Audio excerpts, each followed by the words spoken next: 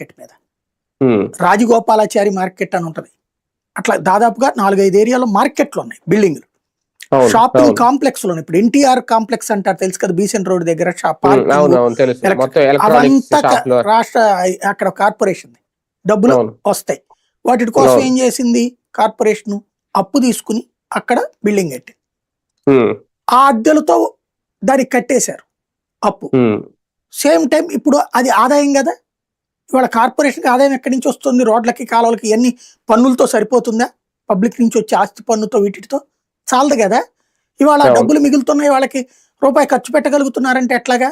అలాగే మా బెజవాడ అయినా, గుంటూరు అయినా, రాజమండ్రి అయినా, ఎక్కడైనా సరే కార్పొరేషన్లకు ఆదాయం అదే. అంతే. అదే పని ఇక్కడ నువ్వెందుకు చేసుకోవు? ఇవాళ విచిత్రమైనటువంటి లెక్క ఏంటంటే, మీ దగ్గర 1 ఎకరం ల్యాండ్ ఉంది. వైజాగ్ లో నాకు తెలిసిన ఒక ఆయనకి 3 ఎకరాల ల్యాండ్ ఉంది. నేను పనిచేసిన టైంలోనే చూశాను.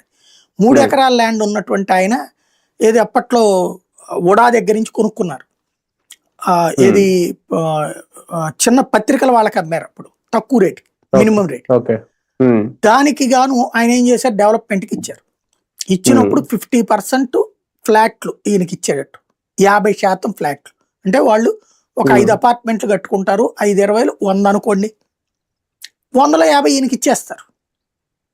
లేదా కొంతమంది 40 ఇస్తారు, కొంతమంది 30 ఇస్తారు. అంటే 100కి 30 ఇది రేషియో. ఏది బాగా ఇప్పుడు జూబ్లీ హిల్స్, బంజారా హిల్స్